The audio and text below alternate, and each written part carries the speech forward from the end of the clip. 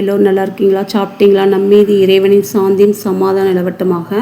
சூரத்துல் ஃபாத்திகா. இந்த சூரத்துல் ஃபாத்திகா எல்லா முஸ்லீமும் உலகம் முழுவதும் எல்லா முஸ்லீமுமே தொழுகையில் 5 நேர தொழுகையிலுமே சொல்கிறாங்க.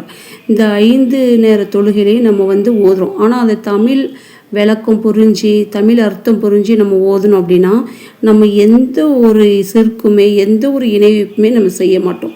இந்த 7 வசனத்தில் அல்லாஹ் அவ்வளோ ஒரு நிவாரணத்தையும் நமக்கு ஒரு அறிவையும் படிப்பினையும் அல்லாஹ் கொடுத்துருக்கான். அதை என்னைக்காவது நம்ம சிந்திச்சிருக்கோமா? அதை பொருள் உணர்ந்து நம்ம படிச்சிருக்கோமா? நம்ம ஆலிம்கள் கிடையாது. எல்லாருமே அன்னைக்கு ஆலிம்களாக இருந்து படிக்கிற சஹாபி பெண்மணிகளாகட்டும் சஹாபாக்களாகட்டும் எல்லாருமே ரசூலாட்டிருந்து கற்றுக்கிட்டாங்க. ஆனால் இன்றைக்கி நம்ம குரானும் ரசூலாவுடைய வாழ்க்கை நம்ம கையில் இருக்குது. இருந்தாலும் நம்ம கற்றுக்கிறோமா? இல்லை. ஆனால் நம்முடைய அறிவு எல்லாம் நம்ம செயல்கள் நம்முடைய நேரங்கள் எல்லாத்தையும் உலக விஷயங்களுக்கு செலவழிக்கிறோமே ஒழிய அல்லாஹையும் ரசூலையும் பற்றி தெரிந்து கொள்றதுக்கு நம்ம செலவழிக்கிறோமாங்கிறது குறைவு தான். அந்த நேரம் குறைவு தான். ஆனால் இந்த சூரத்துல் ஃபாத்திகாவை நீங்கள் அர்த்தம் புரிஞ்சு படிக்கும்போது நீங்கள் அல்லாஹ்வுடைய பயம் கண்டிப்பாக வரும். ஒரு கடுகளவாவது உள்ளத்துக்குள்ளே நமக்கு இறையச்சம் வந்துடும். அப்படி வரும்போது நம்ம அல்லாஹுக்கு ஒருபோது இணை வைக்க மாட்டோம். ஒரு நாளாவது அந்த சூரத்துல் ஃபாத்திகா அல்ஹம்துலில்லாஹி ரப்பில் ஆலமீன் நம்ம ஓதுறோம். 5 நேர தொழுகையிலும் ஓதுறோம். ஒரு நாள் உட்காந்து அல்லாஹுக்காக எவ்வளவோ பணிகள் செய்கிறோம், எவ்வளவோ வேலைகள் செய்கிறோம், குடும்பத்துக்காக இந்த உலகத்துக்காக ஓடிக்கிட்டே இருக்கும். ஒரு நாள் உட்காந்து இந்த படிச்சிங்கன்னா அப்படின்னா உங்களுக்கு நிறைய படிப்பினைகள் இருக்குது.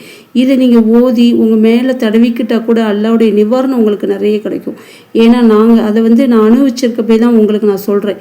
இந்த சூரத்துல் ஃபாத்திகால அல்லாஹ் என்ன சொல்கிறான்? அளவற்ற அருளாளன் நிகரற்ற அன்புடையனுமாகி அல்லாஹ்வின் திருப்பெயரால் துவங்குகிறோம்னு நம்ம ஃபஸ்ட்டு அதை சொல்கிறோம்.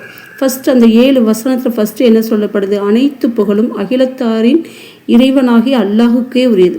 அனைத்து புகழும் அல்லாஹுக்கு மட்டும்தான். அப்படிங்கும்போது இங்கே உயர்வு தாழ்வு வராது, ஏற்றத்தாழ்வு வராது, நீ பெரியவன் நான் பெரியவன் அப்படின்னு எல்லாம் அழிஞ்சிரும். இறைவன் தான் ஃபஸ்ட்டு. நம்ம எல்லாம் இறைவனுக்கு கீழே தான், இறைவனுடைய அடிமைகள் தான் அப்படிங்கிறது நம்ம புரியும். அந்த ஒரு சிந்தனை நமக்குள்ளே வரும். இப்போ பிற மனிதனை மதிக்கவும் நம்ம அவனுக்கு சுயமரியாதை கொடுக்கவும் நம்ம கற்றுக்கொடுவோம். அடுத்த இது என்ன சொல்லுதுன்னா, அவன் அளவற்ற அருளால் நிகரற்ற அன்புடன். இந்த உலகத்தில் எல்லோரும் தாயாக இருந்தாலும் ஒரு அளவு தான் அன்பு தருவாங்க, கண்டிப்பு தருவாங்க. ஆனால் அல்லாஹ் 99 மடங்கு அருளாளன். அவன் கருணையுடையவன், அளவற்ற அருளாளன், நிகரற்ற அன்புடையன், நிறைய அன்புடையவனாக இருக்கான். நம்மளை எவ்வளவோ தவறு செய்கிறோம், எல்லா விதத்திலும் நம்ம தண்டிக்கிறானா? இந்த உலகத்தில் பாருங்கள், பாவிகள் எவ்வளவோ இருக்காங்க, தண்டிக்கப்படுறாங்களா? இருந்தாலும் அல்லாஹ் அவங்க மேலே கருணையை கொடுத்து அவங்க திருந்திருவானா அப்படின்னு தான் அல்லாஹ் எதிர்பார்க்குறான்.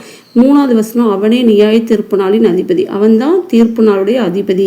மறுமையினுடைய அதிபதி யாரு? இறைவன் மட்டும்தான். எல்லாம் அழிஞ்சிரும். அல்லாஹ் ஒருத்தன் தான், அவன் மட்டும்தான் நித்திய ஜீவன், அவன் மட்டும்தான் உயிரோடு இருப்பான், அவன் மட்டும்தான் நிலைத்து இருப்பவன் அப்படின்னு நல்லா சொல்கிறான்.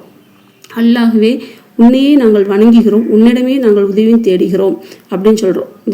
இந்த வசனத்தில் என்ன சொல்லுது? அல்லாஹ் தான், உன்னை தான் வணங்குறோம், அல்லாஹ் உன்கிட்ட தான் உதவி தேடுறோம் அப்படின்னா.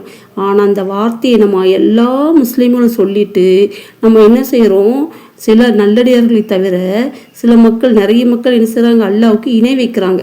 அல்லாஹ் உன்னை தான் நாங்கள் வணங்குறோம், உன்கிட்ட தான் உதவி தரும் சொல்லிட்டு கபூர்களில் போயும் அவளியாக்கள்கிட்ட போயும் இறந்து அவங்களுக்கே ஒன்றும் தெரியாது அவங்கள்ட்ட போய் உதவி தேடுறாங்களாம். அப்போ அது எந்த அளவுக்கு தப்பு அப்படிங்கிறத சிந்திக்கலை. அப்போ இது தமிழ் உணர்ந்து அர்த்தம் புரிஞ்சு படித்தா அவங்க அல்லாஹ்வுக்கு இணை வைப்பாங்களா? சிறுக்கு வைப்பாங்களா? தர்காவுக்கு போவாங்களா? அதை அல்லாஹ் எவ்வளோ ஒரு இணை வைப்பை மன்னிக்கவே மாட்டேன்னு சொல்கிறானே, அந்த பாவத்தை நம்ம செய்வோமா? அதனால் ஒவ்வொன்றையும் தமிழ் அர்த்தம் புரிஞ்சு படிக்கும்போது தான் அதை நம்ம விடுபட முடியும். எங்களை நீ நேர்வழி நடத்துவாயாக அப்படின்னு சொல்கிறோம். அல்லாஹ் எங்களை நேர்வழி நடத்திடு, எங்களை தவறான பாதையில் கூட்டிகிட்டு போயிடாத, நாங்கள் சிறந்த பாதையில் சொர்க்கத்தின் பாதையில் போகணும், அதனால எங்களை நேர்வழிப்படுத்துவாயாக அப்படின்னு சொல்லிட்டு நம்ம என்ன சொல்கிறோம்? 5 நேரம் தொழுதுட்டு நேர்வழிப்படுத்துவான்னு சொல்லிட்டு கபூரில் போய் விழுந்து முட்டி மோதி அங்கே போய் அவளியாக்களே தாங்க, அவங்களே தாங்க, இவங்களே சேர்க்கலையே ஆகுத நாகூர் ஆண்டவரே செய்தி பத்துமாவே பொட்லுபூர் தருகாவே அப்படின்னு சொல்லி நம்ம துவா செஞ்சிட்ருக்கோம். அப்போது நீங்கள் தொழுவுறதுக்கும் இதுக்கும் ஏதாவது ஒரு இது இருக்கா சொல்லுங்கள்? நீங்கள் தொழுது அல்லாட்ட கேட்குறீங்களே, அந்த துவாவுக்கும் நீங்கள் போய் அங்கே செய்கிற செயலுக்கும் ஏதாவது இருக்கா? அப்போ உங்களுக்கு அர்த்தம் புரிஞ்சு ஓதல ஏதோ அரபியில் ஓதிட்டு அப்படியே வாரீங்க. அதனுடைய அர்த்தம் உங்கள் மனசை பாதிக்கலை. அந்த பாதிக்கும் போது தானே அர்த்தம் புரிஞ்சு படிக்கும்போது தான் அதனுடைய செயல்பாடு நமக்கு தெரியும். எவ்வளோ பெரிய தப்பு செய்கிறோம், எவ்வளோ பெரிய அல்லாஹ்வுக்கு இணை வைக்கிறோம் அப்படிங்கிறது நமக்கு தெரியும். அதுக்கப்புறம் எவர்களின் மீது அருள் புரிந்தாயோ அத்தகையோரின் வரையில் நடத்துவாயாக. அல்லாஹ் யாருக்கு அருள் புரிஞ்சாங்களோ அந்த வழியில் நம்ம நடக்கணும், அந்த வழியில் நம்ம நடத்திட்டு போகணும் அப்படின்னு நம்ம துவா செய்யணுமா. அது உன் கோபத்திற்குள்ளானோர் வழியும் அல்ல, நேர்வழி தவறியோர் வழியும் அல்ல. அல்லாஹ் 7வது வசனத்தில் என்ன சொல்கிறான் பாருங்க, கோபத்துக்குள்ளானோர் வழியும் இல்லை. கோபப்பட்டவங்க யார்? அல்லாஹ்வுடைய கோபத்துக்குள்ளானவங்க யார்? யூதர்கள் தான் அல்லாஹ்வுடைய கோபத்துக்கு உள்ளானவங்க.